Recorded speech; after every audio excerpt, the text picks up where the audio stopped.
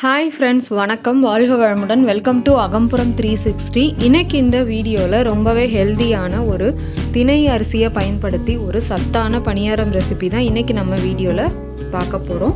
So வீடியோக்குள்ளே போகிறதுக்கு முன்னாடி நீங்கள் இப்போ தான் நம்மளோட சேனலை ஃபர்ஸ்ட் டைம் விசிட் பண்ணுறீங்க அப்படின்னா கண்டிப்பாக சப்ஸ்கிரைப் பண்ணிக்கோங்க. வாங்க இப்போ வீடியோக்குள்ளே போகலாம். இதுக்கு வந்துட்டு நான் 1.5 கப் வந்துட்டு திணை மாவு எடுத்திருக்கேன்.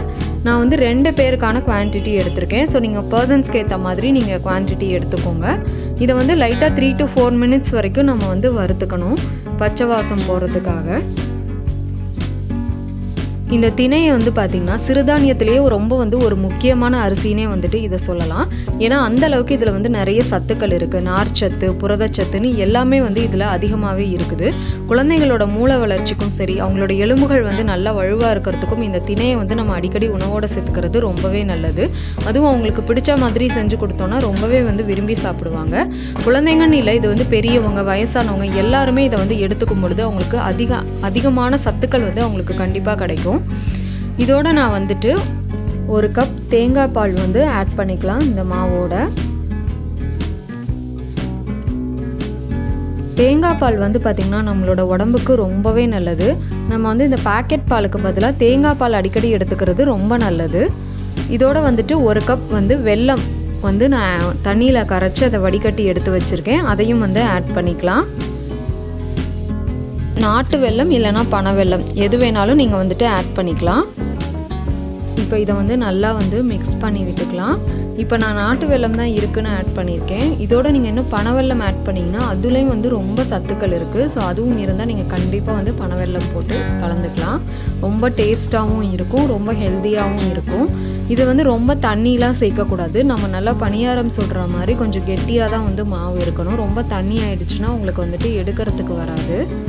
இதோட வந்துட்டு 1 வாழைப்பழம் வந்து நான் ஆட் பண்ணியிருக்கேன். நான் வந்து செவ்வாழை பழம் போட்டிருக்கேன். நீங்கள் என்ன பழம் வேணும்னாலும் உங்ககிட்ட இருக்கிற பழத்தை நீங்கள் போட்டுக்கலாம்.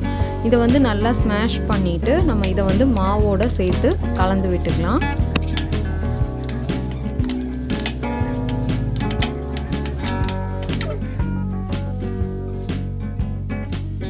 ஸோ ஸ்மாஷ் பண்ணியாச்சு. இதையும் வந்துட்டு மாவோட கலந்துடலாம். நல்லா வந்து எல்லாத்தையும் வந்துட்டு மிக்ஸ் பண்ணி விட்டுக்கலாம். இது வந்து செம்ம டேஸ்ட்டாக இருக்கும் இந்த மாவை வந்துட்டு. 1 டீஸ்பூன் வந்துட்டு ஏலக்காய் பவுடர் ஆட் பண்ணிக்கலாம். எந்த ஸ்வீட்னாலும் கண்டிப்பாக ஏலக்காய் பவுடர் வந்து நம்ம சேர்த்து கலந்துக்கணும். அப்போ தான் அந்த இனிப்புனால நமக்கு வந்து எந்த ஒரு எஃபெக்டும் இருக்காது.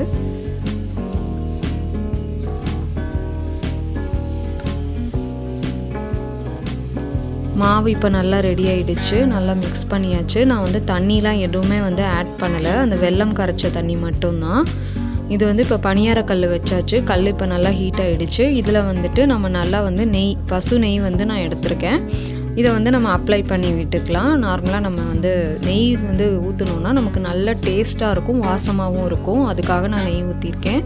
நீங்கள் ஆயில் ஊற்றியும் வந்து செய்யலாம்.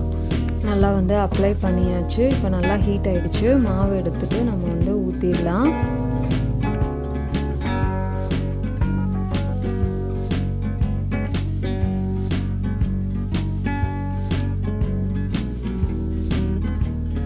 அழகாக குட்டி கரண்டி எடுத்து போட்டு நம்ம வந்து ஊற்றிக்கலாம். ரொம்ப பெரிய கரண்டியாக இருந்ததுன்னா மாவு நிறைய விழுந்துடும். அதுக்காக கரெக்டான கரண்டி எடுத்துக்கிட்டோன்னா நம்ம கரெக்டாக அதை வந்து வெளியில் வராத மாதிரி ஊற்றிடலாம்.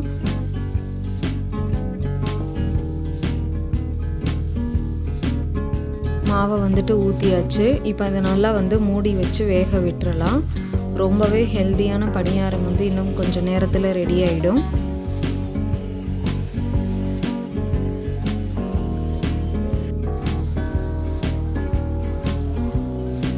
ஸோ இப்போ வந்து பணியாரம் வந்து வெந்துடுச்சு. நல்லா வெந்துடுச்சுன்னா உங்களுக்கு வந்து அதில் வந்து ஒட்டாமல் வந்து நல்லா திருப்புறதுக்கு வரும். அதை வச்சு நம்ம கண்டுபிடிச்சிக்கலாம்.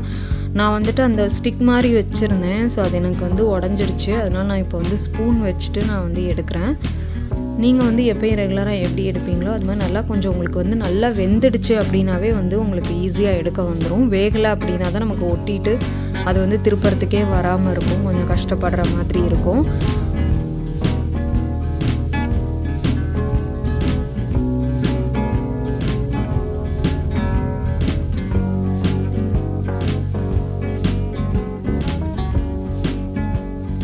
திருப்பி விட்டுட்டு ஒரு 3 to 4 மினிட்ஸ் வந்து கொஞ்சம் நல்லா வந்து வேக விட்டு, கல் நல்லா ஹீட் ஆகிடுச்சுனாவே உங்களுக்கு வந்து சீக்கிரமாக வெந்துடும். கல் சரியாக ஹீட் ஆகலை அப்படின்னா வந்துட்டு உங்களுக்கு வேகிறதுக்கு வந்து டைம் எடுக்கும். ஸோ திருப்பி போட்டுட்டு நம்ம கொஞ்சம் நேரம் வந்து வேக வச்சு எடுத்துக்கலாம். ஒரு சூப்பரான டேஸ்டான பணியாரம் வந்துட்டு ரெடி ஆயிடுச்சு. இது வந்து நான் இரும்பு கல் தான் யூஸ் பண்ணுறேன் ரொம்ப நாளாக. நீங்கள் வந்து என்ன மாதிரி கல் யூஸ் பண்ணுறீங்களோ, நான்ஸ்டிக்கை தவிர மற்ற எல்லா கல்லுமே வந்துட்டு நம்ம யூஸ் பண்ணலாம். ஏன்னா நான்ஸ்டிக் யூஸ் பண்ணுறது வந்துட்டு நமக்கு அவ்வளோவா நல்லது கிடையாது.